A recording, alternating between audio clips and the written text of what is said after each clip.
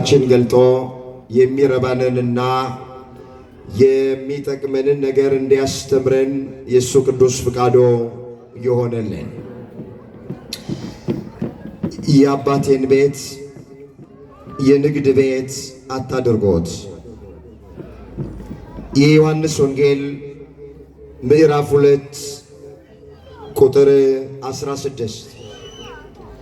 ለዛሬ እግዚአብሔር በሰጠን ዕድል እግዚአብሔር በሰጠን ጊዜና ሰዓት የምንማማርበት የትምህርታችን ርዕስ ይሄ ይሆናል። ይህን ርዕስ መነሻ አድርገን መነጋገር ያስፈለገበት ምክንያት እንደ ቤተ ክርስቲያናችን ሥርዓት መሠረት አሁን ያለነው በአብይ ጾም ላይ ነው። በዚህ በአብይ ጾም ውስጥ ያሉት ሰንበታት ደግሞ ሁላችን እንደምናውቅ የራሳቸው የመጠሪያ ስያሜ አላቸው። የመጀመሪያው ሳምንት ዘወረደ ብለን ጀምረናል። ሁለተኛው ቅድስት፣ ሶስተኛ ምኩራብ፣ አራተኛ መጻጉዕ፣ አምስተኛ ደብረ ዘይት፣ ስድስተኛ ገብርኄር፣ ሰባተኛ ኒቆዲሞስ፣ ስምንተኛና የመጨረሻ ሆሳዕና እየተባለ ይጠራል። አሁን ያለነው በአብይ ጾም ዛሬ ሶስተኛውን ሳምንት የምንጀምርበት ቀን። ይህ ሰንበት ደግሞ እንደ ኢትዮጵያዊ ሊቅ እንደ ቅዱስ ያሬድ ስያሜ መሠረት ምኩራብ እየተባለ ይጠራል። በዚሁ ምክንያት ዕለቱን፣ ወቅቱን፣ ጊዜውን የዋጀ ትምህርት መማር እንድንችል ይህን ርዕስ ከመጽሐፍ ቅዱሳችን ላይ መርጠነዋል። በቅዳሴው መካከል ካህኑ ያነበበልን ወንጌል የዮሐንስ ወንጌል ምዕራፍ 2 ከቁጥር 12 እስከ ፍጻሜ ያለው ነው። በዚሁ መሠረት እንደ ቤተ ክርስቲያናችን ሥርዓት እንመከራለን። እንደ ቤተ ክርስቲያናችን ሥርዓት እንገሰጻለን። እንደ ቤተ ክርስቲያናችን ሥርዓትም እንማራለን። ቆሞ ለመናገር ቁጭ ብለውም ለማድመጥ ጥበብ ከእግዚአብሔር ሲሰጥ ብቻ ነውና ለኔ ለባሪያው ተናጋሪ የሆነ አንደበትን ለእናንተም ለሰሚዎቹ አስተዋይ የሆነ ልቡናን ቸሩ አምላካችን እግዚአብሔር ለሁላችንም በቸርነቱ ያድለን። እስኪ አንድ ጊዜ በርዕስነት ያነሳነውን ኃይለ ቃል በአንደበት ብቻ ሳይሆን ከማስተዋል ጭምር ሆነን ሁላችን ይሄ ድምፅ የሚሰማን ለመናገር ራሳችንን እናዘጋጅ። የአባቴን ቤት በሉ እስኪ። ግቢ ውስጥ ብዙ ሰው ነው። ድምፃችሁ የአምስት ሰው ድምፅም አትመስልም። የእግዚአብሔር ቃል ነው። ከኔ ቀጥላችሁ ሁላችሁ ተናገሩ። የአባቴን ቤት የንግድ ቤት አታድርጉት። እግዚአብሔር የቃሉን ደጅ ለሁላችንም በቸርነቱ ይክፈትልን። እንግዲህ ሳምንት ምኩራብ እየተባለ ይጠራል። ምኩራብ ማለት የቃሉ ትርጉም የአይሁድ ቤተ ጸሎት ማለት ነው። በደንብ እንድትሰሙን እንፈልጋለን። ምኩራብ የሚለው ቃል ሲተረጎም አይሁድ እግዚአብሔርን ለማምለክ የሚሰበሰቡበት ስፍራ የጸሎት ቤታቸው ምኩራብ እየተባለ ይጠራል። በዚህ ሳምንት ውስጥ በቤተ ክርስቲያናችን የሚታሰበው ጌታችን መድኃኒታችን ኢየሱስ ክርስቶስ ወደ አይሁድ ምኩራብ ገብቶ እንዳስተማረ፣ ተአምራት እንዳደረገ፣ ቤተ መቅደሱንም እንዳጸዳው የሚታሰብበት ሳምንት ነው። ሰዓታችን አጭር ስለሆነ የጠዋት መርሃ ግብርም ስለሆነ በጣም እየፈጠንኩኝ ዋና ዋና የምላቸውን ነገሮች ብቻ ለማየት እሞክራለሁ። እንድትከታተሉኝ በእግዚአብሔር ፍቅር ጠይቃችኋል። በዮሐንስ ወንጌል በምዕራፍ 2 ቁጥር 13 ጀምሮ እንዲህ ተብሎ ተመዝግቧል። የአይሁድ ፋሲካ ቀርቦ ነበረ ይላል። ኢየሱስም ወደ ኢየሩሳሌም ወጣ፣ ወዲያውም ወደ መቅደስ ገባ ብሎ ይጀምራል። ወደ መቅደስ ሲገባ በመቅደስ በሬዎችና በጎችን ርግቦችን የሚሸጡትን ገንዘብ ለዋጮችንም ተቀምጠው አገኘ። የገመድ ጅራፍ አበጅቶ ሁሉን በጎችንም ከመቅደስ አወጣቸው። የለዋጮቹንም ገንዘብ አፈሰሰ፣ ገበታቸውንም ገለበጠ። ርግብ ሻጮችንም ይህንን ከዚህ ውሰዱ፣ የአባቴን ቤት የንግድ ቤት አታድርጉት አላቸው። ደቀ መዛሙርት ቅናት ይበላኛል ተብሎ እንደተጻፈ አሰቡ። ስለዚህ አይሁድ መልሰው ይህንን ስለምታደርግ ምን ምልክት ታሳየናለህ አሉት። ኢየሱስም መልሶ ይህን ቤተ መቅደስ አፍርሶት በ3 ቀን አነሳዋለሁ አላቸው።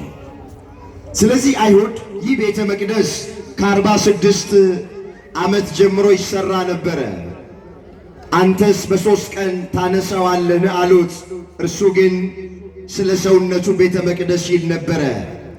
ስለዚህ ከሙታን ከተነሳ በኋላ ደቀ መዛሙርቱ ይህንን እንደተናገረ አሰቡና መጽሐፍና ኢየሱስ የተናገረውን ቃል አመኑ ይላል። ስለ ቃሉ የቃሉ ባለቤት የሰራዊት ጌታ አምላካችን እግዚአብሔር ስሙ ለዘላለም የተመሰገነ ይሁን።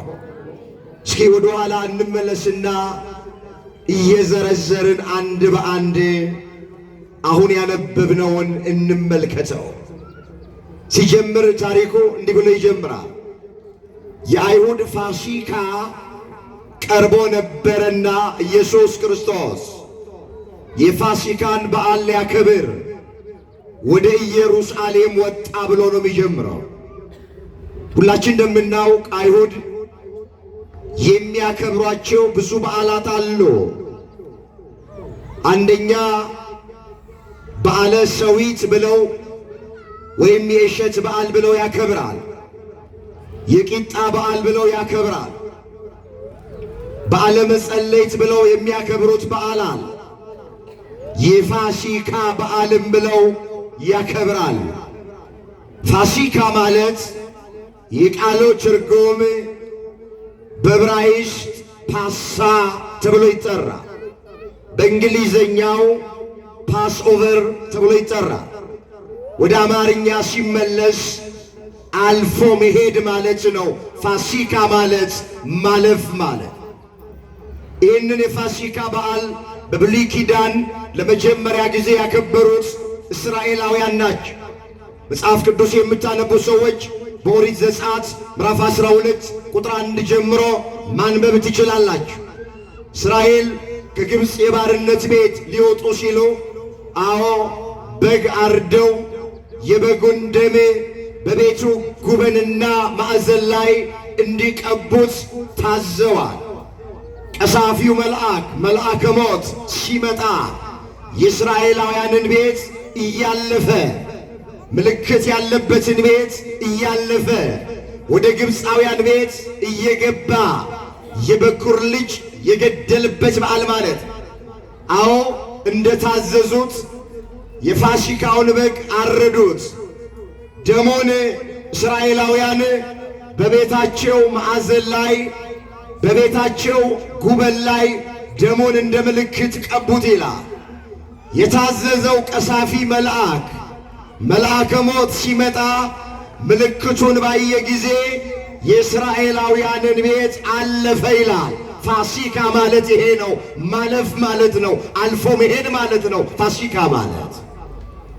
እንመለስ። አይሁድ ከሚያከብሯቸው በዓላት መካከል አንደኛው የፋሲካ በዓል ይባላል። አንድም ከግብፅ የባርነት ቤት የወጡበት ያለፉበት የተሻገሩበትን እስራኤላውያን ፋሲካም እያሉ ያከብሩታል። ይሄ የመጀመሪያው ፋሲካ ነው። ኢየሱስ ክርስቶስ በዚህ ምድር ላይ በነበረ ጊዜ 4 ፋሲካዎችን አክብሯል።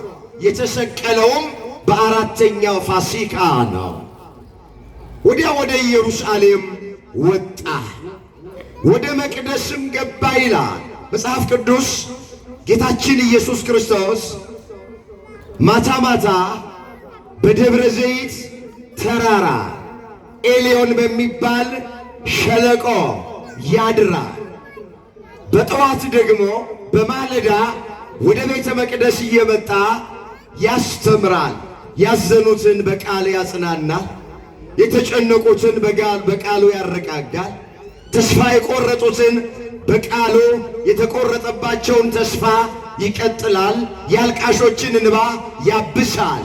ሁልጊዜም እንደዚህ ነው የሚያደርገው። መጽሐፍ እንደዚህ እንደሚል የሉቃስ ወንጌል ምዕራፍ 21 ቁጥር 37 ላይ ዕለት ዕለት በመቅደስ ያስተምር ነበረ፣ ማታ ማታ ግን በደብረ ዘይት ተራራ ያድር ነበር ይላል። አሁን በማለዳ በጠዋት ወደ ቤተ መቅደስ መጣ። እንዳስለመደ ወንጌል ሊሰብክ ወንጌል ሊያስተምር ወደ መቅደስ ውስጥ ገባ ይላል። አዎ በዚያን ዘመን ጌታችን ኢየሱስ ክርስቶስ ወደ መቅደሱ ሲገባ አዎ መቅደሱ የጸሎት ቤት መሆኑ ቀርቶ የገበያ ማዕከል ሆኖ አገኘው። በሬ፣ በግ፣ ርግብ እየሸጡ በመቅደስ ውስጥ ማለት ገንዘብ ሲለዋወጡ አገኘ። ጅራፍ አበጀና ቤቴ ለአሕዛብ ሁሉ የሚሆን የጸሎት ቤት ይባላል ተብሎ ተጽፏል። እናንተ የወንበዴ ዋሻ የሌባ ጋሻ አደረጋችሁት፣ የአባቴን ቤት የንግድ ቤት አታድርጉት አለና ጅራፍ አበጅቶ ነጋዴዎቹን፣ በሬ የሚሸጡትን፣ ርግብ የሚሸጡትን፣ በግ የሚሸጡትን፣ ገንዘብ የሚለዋወጡትን ነጋዴዎቹን ከመቅደስ እየገረፈ አስወጣቸው፣ መቅደሱንም አጸዳ ይላል። በዚህ ዘመን ያለችዋንም ቤተ መቅደስ አምላካችን እግዚአብሔር በቸርነቱ ያጽዳልን። አሜን በሎ።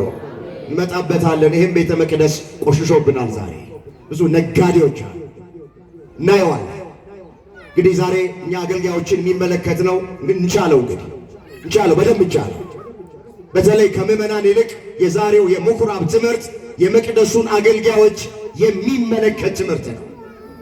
የእግዚአብሔርን ቤት እንድንፈራ፣ መቅደሱን እንድንፈራ፣ መቅደሱን እንድናከብረው፣ በቤቱ ንግድ እንዳንነግድ፣ የድፍረት ኃጢአት በመቅደሱ እንዳንሰራ የሚተላለፍ መልእክት ነው። ዛሬ ወደ ኋላ የዋለው አንዴ ታሪኩን ጨርሳል። ቤቴ የጸሎት ቤት ነው ተብሎ ተጽፏል አለ ኢየሱስ ክርስቶስ። እናንተ ግን አዎ የገበያ ማዕከል አደረጋችሁት አለና ለቤቱ ቀንቶ ጅራፍ አበጅቶ እየገረፈ አስወጣቸው ይላል። ወገኖቼ የእግዚአብሔር ቤት እባካችሁ የጸሎት ቤት ነው።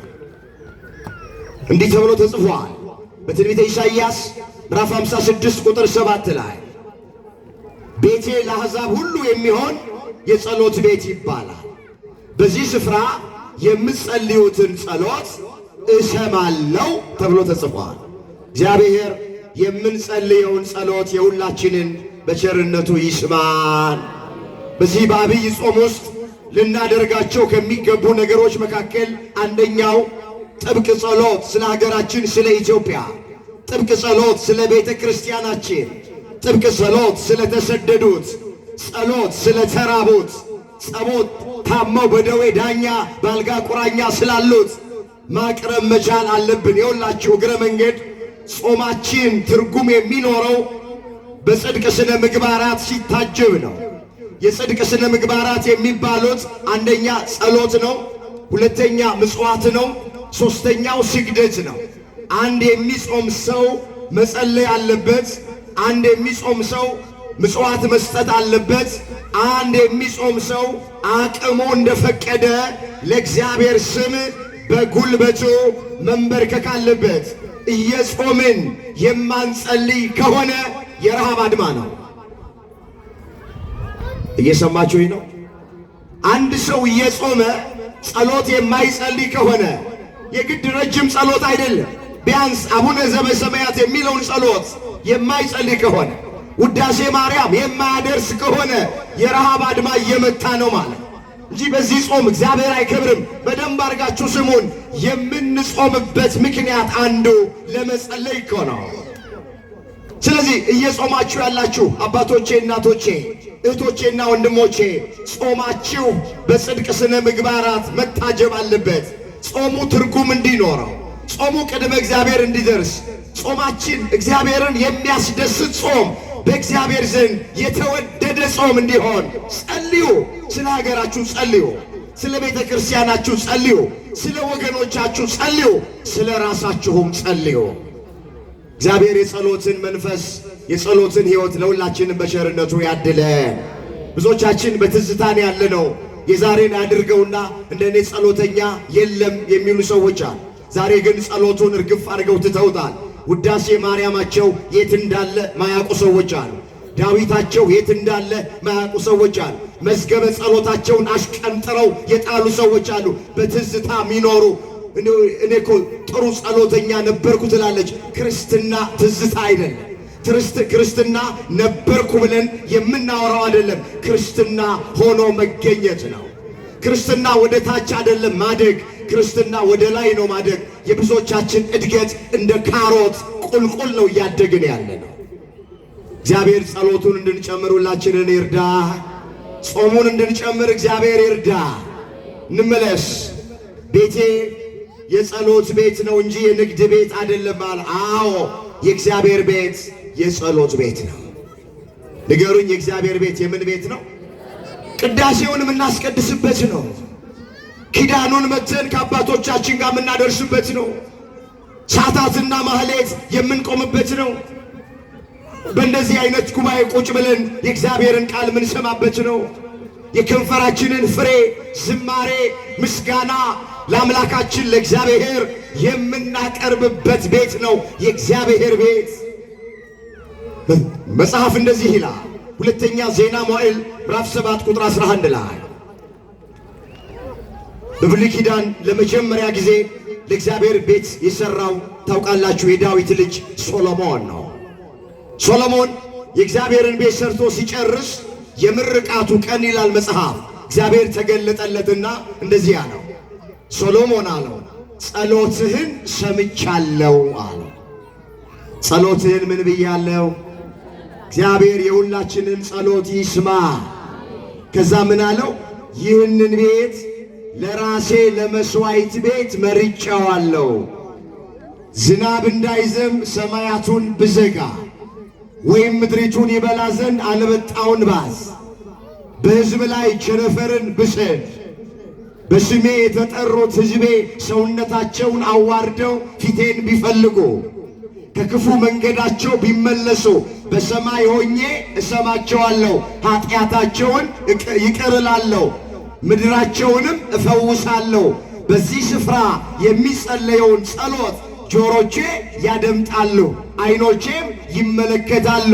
ለዘላለም ይህንን ቤት መርጬዋለሁ፣ ቀድሼውማለሁ። ዓይኔም ልቤም ጆሮዬም በዚህ ነው ብሎ እግዚአብሔር ቃል ኪዳን ገባ። አሁን ስንቶቻችንን ቃል ኪዳን በተገባለት ስፍራ ላይ እንደተሰበሰብን የምናውቀው? አሁን አንዳንድ ሰዎች ቤተ ክርስቲያን ለምን አትመጡም ተብሎ ሲጠየቁ አይ እኔ እኮ ቤቴ ሆኜ ብጸልይም እግዚአብሔር ይሰማኛል የሚሉ ሰዎች። ወገኖቼ እርግጥ ነው ቤታችንም ሆነን ብንጸልይ እግዚአብሔር ይሰማል። እግዚአብሔርን ቦታ አይወስነውም። እግዚአብሔር ቦታን ይወስናል እንጂ እግዚአብሔርን ቦታ አይወስነውም። ታውቃላችሁ። ግን ቤታችን ሆነን ከምንጸልየው ጸሎት ይልቅ ቤተ ክርስቲያን መተን የምንጸልየው ጸሎት ይበልጣል። ለምን ያሉ እንደሆነ ይሄ ስፍራ ቃል ኪዳን የተገባለት ስፍራ ነው። መላእክት የሚወጡበት የሚወርዱበት ስፍራ ነው። ቅዱሳን በስውር የሚተጉበት ስፍራ ነው። ታቦተ ሕጉ ጽላተ ኪዳኑ ያለበት ስፍራ ነው። እግዚአብሔር ዓይኔ፣ ልቤ፣ ጆሮዬ ለዘላለም በዚህ ስፍራ ነው። ይህን ቤት መርጬዋለሁ፣ ይህን ቤት ቀድሼዋለሁ ብሎ ቃል ኪዳን ገብቶለታል። ቃል ኪዳን በተገባለት ስፍራ የሰበሰበን አምላክ ስሙ የተመሰገነ ይሁን። ይህ እኮ አዳራሽ አይደለም። ዝም ብሎ ማንም እንደሚገነባው እኮ አዳራሽ አይደለም። ሰዎቹ እንደሚሰበሰቡበት ስፍራ እኮ አይደለም። ይሄ ቃል ኪዳን ያለበት ስፍራ የበረከት ስፍራ ነው። አሁን ቁጭ ያላችሁት መድኃኒታችሁ ላይ እንደሆነ ታውቃላችሁ። ይህን ዛፍ ይህን ቅጠል ሸምጥጠን ብንተሻሸው መድኃኒት እንደሆነ ታውቃላችሁ። ስንገባ በግንባራችን ተደፍተን ስንሰግድ ወገኖቼ የተባረከ የተቀደሰ መሬትና አፈር እንደሆነ ታውቃላችሁ። የቃል ኪዳን ስፍራ የሰበሰበን አምላክ ስሙ የተመሰገነ ይሁን። እግዚአብሔር ሁላችንን ከቤቱ አያውጣ። እንመለስ እንዳይሰፋ። ቤቴ የጸሎት ቤት ነው አለ። አዎ እግዚአብሔር ቤት የጸሎት ቤት ነው። እናንተ ግን የሌባ ዋሻ የወንበዴ ጋሻ አደረጋችሁት ብሎ በጅራፍ አዎ በዛ የነበሩትን ነጋዴዎች እየገረፋቸው አስወጣ። ደቀ መዛሙርቱም የቤት ቅናት ይበላኛል ተብሎ እንደተጻፈ አሰቡ ይላል። እስኪ የቤት ቅናት በል። የቤት ቅናት ይበላኛል። ምን ይለኛል? መዝሙር 68 ቁጥር 9 ላይ የተመዘገበ ቃል ዲያቆኑ በቅዳሴ መካከል የሰበከው ምስባክ ይሄ ነው። እስመ ቅናተ ቤትከ በልዐኒ የሚለው የቤት ቅናት ይበላኛል፣ ያንገበግበኛል፣ ያቃጥለኛል። ዳዊት የዘመረው መዝሙር እሱ ነው። ዲያቆኑ የሰበከው በቅዳሴ መካከል ስለ ብዙ ነገር ዳዊት ተናግሮታል። የቤት ቅናት ይበላኛል ብሎ ክርስቶስ ጠቀሰው ይህን ቃል በአዲስ ኪዳን። ዳዊት ስለ ብዙ ነው። ሁለቱም ባጭሩ ላይ የቤት ቅናት ይበላኛል ያለው ዳዊት ስለ አፍኒንና ስለ ፊንሃስ ነው።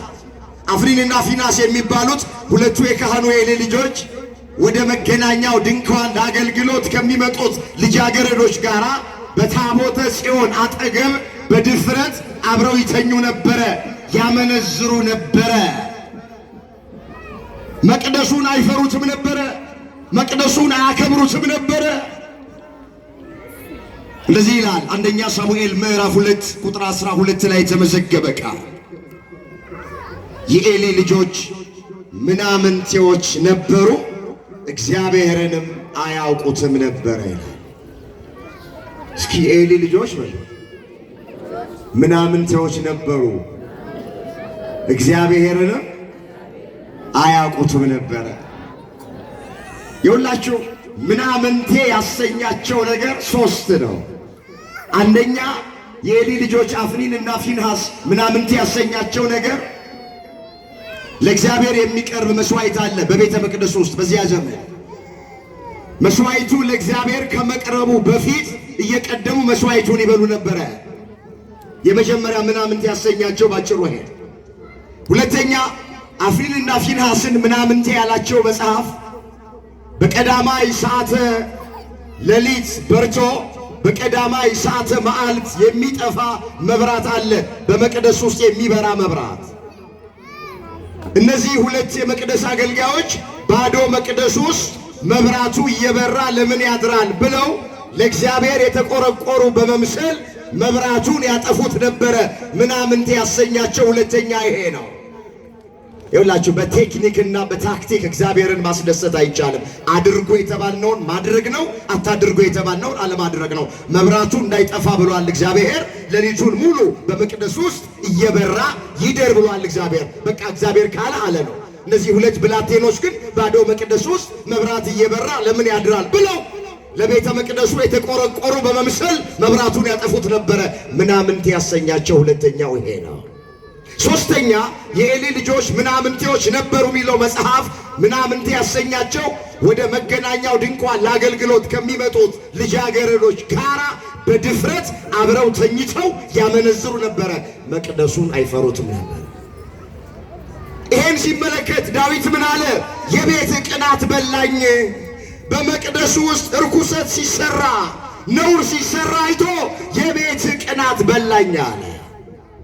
በዚህ ዘመን ያለን አገልጋዮች መቅደሱን እንድንፈራ ሁላችንን በቸርነቱ ይርዳ። የብዙዎቻችን አገልግሎት አወኩሽ ናኩሽ። አንዳንዶቻችን አገልጋዮች መኝታ ቤታችንን እንደምናከብረው ቤተ መቅደሱን የማናከብር ሰዎች አለ። ትዕቢታችን አይቻልም። አንዳንዶቻችን ግን መጽሐፍ መቅደሴን ፍሩ ተብሎ ተጽፏል። ኦሪት ዘሌዋውያን ምዕራፍ 26 ቁጥር 2 ላይ እስኪ መቅደሴን በሉ ፍሩ። ምን በሉ? የማንን መቅደስ? አቤት ባካችሁ መቅደሱን እንፍራ፣ አንደፋፋ። የእግዚአብሔርን ቤት ባካችሁ እንፍራ፣ እናክብር። እኛ ያላከበርነው የእግዚአብሔር ቤት ማን ያከብርልን? እኛ ያልፈራነውን የእግዚአብሔር ቤት ማመቶ ሊፈራልን? ለሳሎን ቤታችንና ለመኝታ ቤታችን የምንሰጠውን ክብር አንዳንዶቻችን ለእግዚአብሔር ቤት ከልክለናል።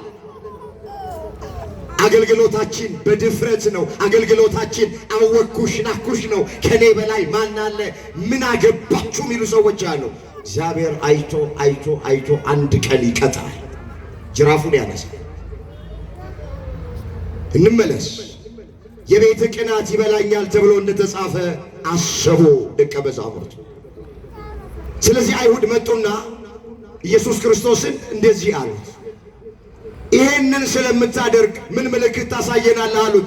ገበያችንን ለመፍታት በሬዎቹን፣ እርግቦቹን፣ በጎቹን ከቤተ መቅደሱ ለማውጣት ምን ስልጣን አለ?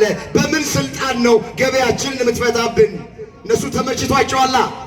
ከካህናቱ ጋራ በዘመኑ ከነበሩት ካህናት ጋራ ተመሳጥረው በቃ ደንበኛ ገበያ አድርገውት ነበር መቅደሱን ክርስቶስ እስኪመጣ ድረስ። እንደው ምን ይላል ትርጓሜውን ስታነቡ? በዘመኑ የነበሩት የአይሁድ ካህናት ዥንጉርጉር ልብስ ይለብሱና ከብቶቹ መሃል ዘለው ይገባሉ። ልክ ከብቶቹ መሃል ሲገቡ ከብቶች በባህሪያቸው ታውቃላችሁ፣ ዥንጉርጉር የሆነ ነገር ሲያዩ ይደነብራሉ። ደንብረው ዘለው ወደ መቅደስ ውስጥ ሲገቡ ከዛ ይመጡና ነጋዴዎቹ እዚህ መቅደስ ውስጥ ከብቶች ገብተውብናል እባካችሁ ስጡን ሲሏቸው፣ አይ መቅደስ የገባ አይወጣ ከል የገባ አይነጣ ይሏቸው ነበር።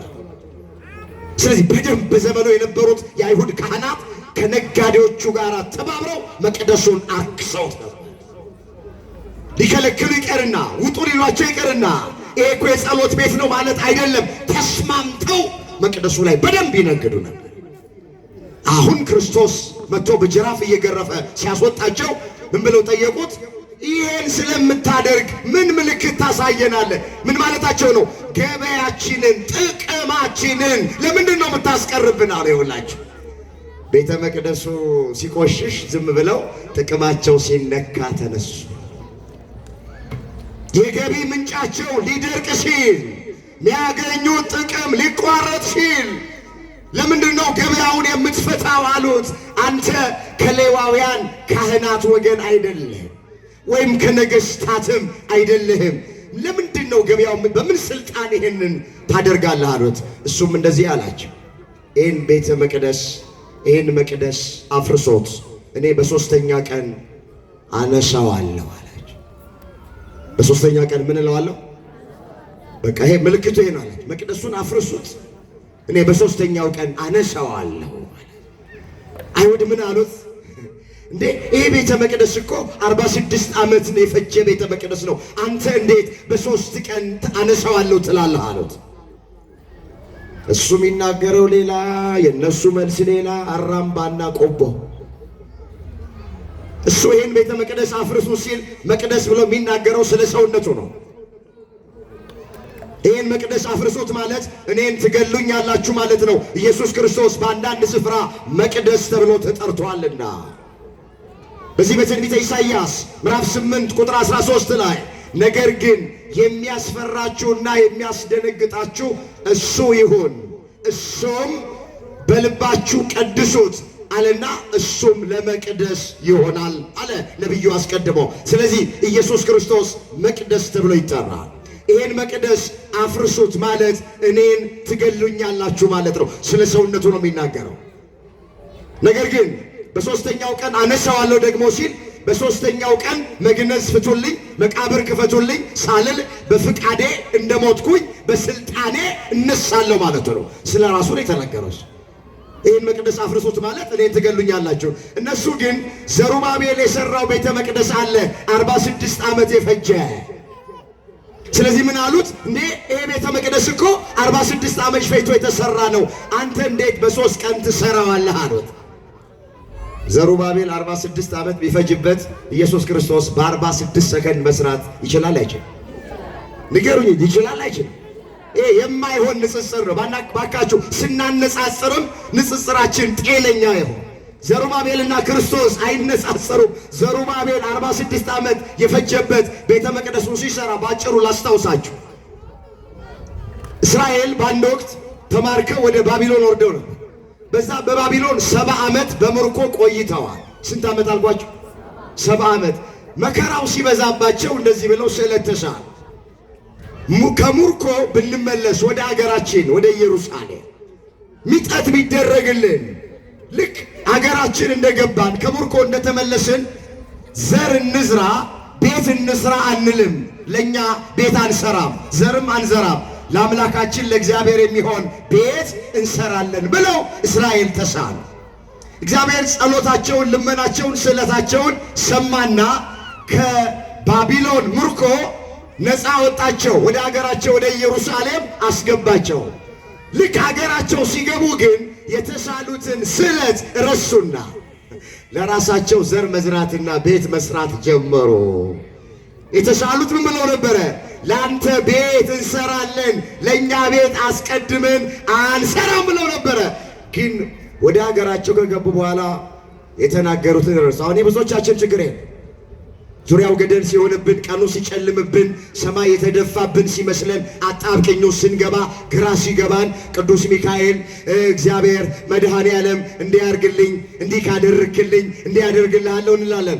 ልክ ሲደረግ እንረሳዋለን። የብዙዎቻችን ችግር የመጀመሪያ ደሞዜን እሰጣለሁ ብላ ትላለች። ስራ የለኝም፣ ቅዱስ ሚካኤል ስራ ከሰጠኸኝ የመጀመሪያ ደሞዜን አምጥቼ እሰጥሃለሁ ትላለች። በቅዱስ ሚካኤል አማላጅነት ስራው ይገኛል። ስራው ከተገኘ በኋላ የመጀመሪያ ደሞዝ ሲመጣ ትሰስታለች። ከዛ ቅዱስ ሚካኤል ማያውቀው የለም፣ ግማሹን በዚህ ወር ሰጥቼ ግማሹን በሚቀጥለው ወር ሰጣለሁ ብላ የአሮጊት ተረት ትተርልኛለች። እስራኤል ያደረጉት ይሄንን ከምርኮ ከተመለስን የመጀመሪያ ስራችን ላንተም ይሆን ቤት እንሰራለን። ግን ረሱት። ከዛ በኋላ መከራ ሲገጥማቸው እንደገና ፈተና ሲገጥማቸው እንደገና ቤተ መቅደስ መስራት ጀመሩ። 46 ዓመት ፈጅቶባቸው ጨረሱ። እግዚአብሔር ሲቆጣ ይላሉ አባቶች የአንዱን ቀን መንገድ የዓመት መንገድ ያደርገዋል። በሰዓቱና በጊዜው ስላልሰሩ ዘግይተው ስለሰሩ ቤተ መቅደስ ለመስራት 46 ዓመት ፈጃባቸው። እንመለስ። ይሄ ቤተ መቅደስ 46 ዓመት ፈጅቶ የተሰራ ነው። እንዴት አንተ በሶስተኛው ቀን ታነሳዋለህ ሲሉት፣ አዎ በዘሩባቤል ዘመን የተሰራውን ቤተ መቅደስ ሲያመጡት ነው። ዝቅ ብሎ ምን ይላል? እርሱ ግን ስለ ሰውነቱ ቤተ መቅደስ ይል ነበረ።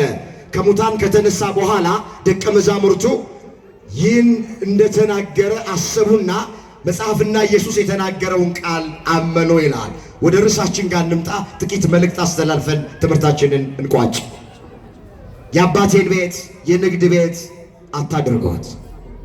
ወገኖቼ የአባቴ ቤት ያለው ጌታችን ኢየሱስ ክርስቶስ ቤተ መቅደሱን ወይንም ቤተ ክርስቲያንን፣ በአንዳንድ ስፍራ ቤተ መቅደሱን የአባቴ ቤት እያለ ይጠራዋል። ስለዚህ ይሄ ቤተ መቅደስ ይሄ ቤተ ክርስቲያን የጸሎት ቤት ነው እንጂ የንግድ ቤት አይደለም። ባካቸው ቤቱን የንግድ ቤት ያደረግነው ሰዎች ከዚህ ውስጥ እንውጣ። በየሳምንቱ የአብይ ጾም 3ኛው ሳምንት ምኩራብ ተብሎ ይጠራል ብሎ ማለት አይደለም። ዛሬስ እኛ በምኩራብ በተመሰለ ቤተ መቅደስ ውስጥ ምን እየሰራን ነው ያለ? እውነት በአግባብና በስርዓት ነው ቤተ መቅደሱን እያገለገልን ያለ ነው? እግዚአብሔር በሚፈቅደው እግዚአብሔር በሚወደው መንገድ እንደ ቤተ ክርስቲያናችን ዶግማ፣ እንደ ቤተ ክርስቲያናችን ቀኖና፣ እንደ ቤተ ክርስቲያናችን ትውፊት፣ እንደ ቀደሙት አባቶቻችን ዘመን ቤተ መቅደሱን አክብረን ቤተ መቅደሱን ፈርተን እያገለገልን ነው ያለነው ወይስ እንደ አይሁድ ካህናት በዘመኑ እንደነበሩት ቤተ መቅደሱን የገበያ ማዕከል አድርገነዋል? ዛሬ አሁን ግቢ ውስጥ በሬ ቆሞ ላናይ እንችላለን። የሚሸጥ በግ ሲሸጥ ላናይ እንችላለን። ርግብ ሲሸጥ ላናይ እንችላለን። ገንዘብ ስንለዋወጥ ላንታይ እንችላለን። መልኩን ቀይሮ ግን በዚህ ዘመን ባለችዋን ቤተ መቅደስ ንግድ እየተነገደባት ነው ያለው። ብዙ ነጋዴዎች አሉ። ዘመኑ የምህረት ዘመን ስለሆነ አምላካችን እግዚአብሔር አይቶ እንዳላየ ሰምቶ እንዳልሰማ ስላለፈን እንጂ ጅራፉ ቢነሳ ዛሬ ከመገረፍ የሚድን ማንም ሰው የለም። ተገርፈን ነበር ምንወጣ አብዛኞቻችን። በደንብ እኔም ራሴን ልመልከት፣ ሁላችሁም ለራሳችሁ ተማሩ። አሁን ክርስቶስ በዚህ ዘመን መጥቶ ጅራፉን ቢያነሳ ማን ነው ማይገረፍ? ማን ነው ንጹሕ? ማን ነው መቅደሱን ፈርቶ የሚያገለግል? ማን ነው በንግድ ውስጥ የሌለ? የጥርጥር ንግድ እየተነገደ እኮ ነው። የሃይማኖት ንግድ እየተነገደ እኮ ነው። በአንዳንድ ቤተ መቅደስ ውስጥ ዲያቆን ተብለው፣ ሰባኪ ተብለው፣ ዘማሪ ተብለው፣ ሰንበት ተማሪ ተብለው፣ አንዳንዶቹም ካህን ተብለው፣ መነኩሴ ተብለው፣ መርጌታ ተብለው የጥርጥር ንግዳቸውን እየነገዱባት እኮ ነው። ይሄ ቀሚስ መርካቶ ይሸጣል፣ ይሄ መስቀል መርካቶ ይሸጣል፣ ጥምጥሙ፣ ቆቡ፣ ፈረጅያው መርካቶ ይሸጣል። ግንባር ላይ አልተጻፈም፣ ማወቅ አይቻልም። አንደኛው ንግድ የሃይማኖት ንግድ በአንዳንድ ቤተ መቅደስ ውስጥ እየተነገደ ነው። የቤተ ክርስቲያንን ደሞዝ እየበሉ ከቤተ ክርስቲያን አስቤዛ እየተመደበላቸው ጥቅሟን እያገኙ ግን ጥርጥራቸውን ያራግፉባት አሉ። ከእውነተኛ አባቶች መካከል የተደባለቁ ሐሰተኛ አባቶች፣ ከእውነተኛ ሰባኪዎች መካከል የተደባለቁ ሐሰተኛ ሰባኪዎች፣ ከእውነተኛ ዘማሪዎች መካከል የተደባለቁ ሐሰተኛ ዘማሪዎች፣ ከእውነተኛ ሰንበት ተማሪዎች መካከል የተደባለቁ ሐሰተኛ ሰንበት ተማሪዎች። ጅራፉ ሲነሳ ያጠራዋል ግን መድኃኔዓለም። አሁን ተደባልቆ ተቀላቅሎ መቀመጥ ይቻላል። ክርስቶስ ግን ጅራፉን ሲያነሳው ያን ጊዜ ያጠራዋል። ስንዴውን ከእንክርዳዱ ይለየዋል። እንክርዳዱን እንዳንገኝ መድኃኔዓለም ሁላችንን ይጠብቀ። ሌላው የሚነገደው ንግድ የዘረኝነት ንግድ ነው። በአንዳንድ ቦታ ላይ በውጭ ያሉትን ስንቶ በውስጥ ሆነን እርስ በርሳችን እንደዚህ አይነት ነገር ውስጥ የገባን ሰዎች አለን። ባካችሁ ከዚህ ውስጥ እንውጣ። ሁላችንም የአዳም ልጆች ነን። ግንዱ አዳም ነው። ከአዳም ነው የተገኘ ነው። ሁላችን የተለያየ ቋንቋ ልንናገር እንችላለን። እሱ ምን ችግር አለው? ቋንቋ መግቢያቢያ ነው። ሁሉም ቋንቋ የተከበረ ነው። ግን የዘረኝነቱን ንግድ አንነግደው ባካችሁ። እኔ ጎንደሬ ነኝ ይላል፣ እኔ ጎጃሜ ነኝ፣ እኔ ወለዮ ነኝ፣ እኔ አማራ ነኝ፣ እኔ ትግሬ ነኝ፣ እኔ ኦሮሞ ነኝ፣ እኔ ጉራጌ ነኝ፣ እኔ ወላይታይ ነኝ፣ እኔ ከምባታ ነኝ። ይሄ መድኃኒት የሌለው በሽታ። ይሄ ነው ዘረኝነቱ አንዱ፣ ይሄ ነው ንግዱ አንዱ። ዛሬ በኢትዮጵያ ኦርቶዶክሳዊት ተዋሕዶ ቤተ ክርስቲያን እየተነገደ ያለው ንግድ የዘረኝነት ንግድ። እግዚአብሔር ይሄንን እንደዚህ አይነት ክፉ ነገር እግዚአብሔር ማይከብርበት እግዚአብሔር የማይደሰትበትን ነገር ከመቅደሱ ውስጥ በቸርነቱ ያውጣል። እንደ አንድ ልብ መካሪ፣ እንደ አንድ ቃል ተናጋሪ እግዚአብሔር ሁላችንን ያድርገን። ይኸውላችሁ እግዚአብሔር የሚያውቀን ይኸውላችሁ በምንናገረው ቋንቋ አይደለም። እግዚአብሔር የሚያውቀን በሰውነታችን ነው። እኛ እንግሊዘኛ የምንናገር፣ አማርኛ የምንናገር፣ ሌላም ቋንቋ እንናገር፣ እግዚአብሔር በምትናገረው ቋንቋ አያውቀን። እግዚአብሔር ሁላችንን የሚያውቀን በሰውነታችን። በምንነታችን ነው ሰውነታችን። ስለዚህ እኛም ወንድማችንን በሰውነቱ እንውደደዋ። በቃ እህታችንን በሰውነቷ እንውደዳታ። ይኸውላችሁ በምድራችን ላይ ያለው ዘር አንድ ዘር ነው። እሱም የሰው ዘር ነው። አንድ ዘር ነው ያለው፣ የሰው ዘር ነው። ሌሎቹ መግቢያቢያዎች ናቸው። ችግር የለውም። ለምን ብዙ አይነት ቋንቋ በሀገራችን ቻይና ሀገር ብትሄዱ በሺህ የሚቆጠር ቋንቋ አለ። በቋንቋ ምክንያት ግን ተጣልተዋል። ህንድ ሀገር ብትሄዱ እንደዚሁ በብዙ መቶ የሚቆጠሩ ቋንቋ ተናጋሪዎች ናቸው። አንድም ቀን ግን በቋንቋቸው ምክንያት ተጣልተው አያውቅም። እኛ ኢትዮጵያ 80 ምናምን አካባቢ ብሔር ብሔረሰብ አለ ተብሏል። ተቻችለን መኖር አቅቶናል። ቻይና ሺህ አላት፣ ህንድ ሌላም እንደዚሁ ሺህ አላት። ግን ተስማምተው ልማት ላይ ተስማምተው ስራ ላይ፣ እኛ ግን በቋንቋ ምክንያት እየተበላላን እየተገዳደልን ያለን። እግዚአብሔር ይህንን በጅራፍ እየገረፈ ይህን ከመቅደሱ ያውጣልን። ከልባችን እንድንዋደድ ከልባችን እንድንፋቀር ሁላችንን መድኃኔዓለም በቸርነቱ ይርዳል። የአባቴን ቤት በሉ እስኪ፣ የአባቴን ቤት የንግድ ቤት አታድርጓት። የእግዚአብሔር ቤት የጸሎት ቤት ናት። የምን ቤት ናት? በቃ የጸሎት ሁሉም መጥቶ የሚጸልይባት ናት። ያለ ልዩነት ሁሉም ሰው መጥቶ፣ ሁሉም ልጅ ነው እዚህ። የእንጀራ እናት ልጅ የለም፣ ዲቃላ እዚህ ውስጥ የለም። ሁሉም ልጅ ነው። የማን ልጆች ነን? በቃ ሁሉም ልጅ በ40 በ80 ቀን የተጠመቀው ሁሉም የእግዚአብሔር ልጅ ነው። ስለዚህ አባታችን ደግሞ ማን ነው? ማን ነው አባታችን? በቃ እግዚአብሔር አባታችን። እኛ ደግሞ ምኖቹ ነን? ስንጸልይ ምንድን ነው የምንለው? ጸልዩ እስኪ። የት የምትኖር? እሱ ምናችን ነው? ድምፃችሁ አነሰብኝ። እሱ ምናችን ነው? እኛ ምኖቹ ነን? ሁላችንም ምኖቹ ነን? ልጆቹ ነን። ስለዚህ ባካችሁ እንደ ልጅ ተሳስበን፣ እንደ ልጅ በፍቅር፣ እንደ ልጅ ተግባብተን ሳንለያይ፣ ቤቱንም ሌላ የንግድ ቤት ሳናደርገው፣ ሌላ ንግዶች ሳንነግድበት አክብረ ነው ፈርተ ነው መቅደሱን በአግባቡ እግዚአብሔርን እያመለክን እንድንኖር እግዚአብሔር ሁላችንን በቸርነቱ ይርዳል። የጀመርነውን ሱባኤ በሰላም አስፈጽሞ ለብርሃነ ትንሣኤው ከቁጥር ሳያጎለን ሁላችንን ያድርሰ።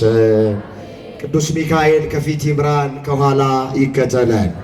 የልባችንን በጎ መሻት መልአኩ ከኃጢአት በስተቀረ የሁላችንን ይፈጽምልን።